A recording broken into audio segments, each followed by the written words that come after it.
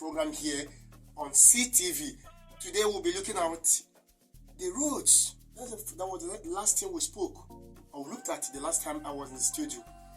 Today I want to tell you that some people have called me to say that what we said the last time should be repeated. And this time they are mentioning specifically the behavior, what is known about Igbo. That communal life, community development has been the life of Igbo. And that was how we have grown.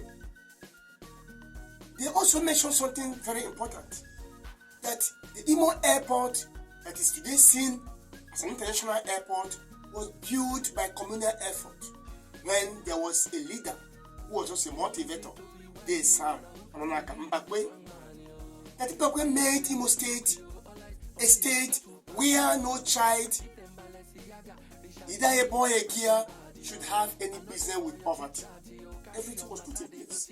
And 40 years down the line, all this have been ravaged by the devourers who have taken over the political offices here in Imo State and other states in Igbo land. Now let us see. All the roads in Igbo land, particularly here in Imo State, the roads are bad. Why must we be waiting for people who are not ready for us?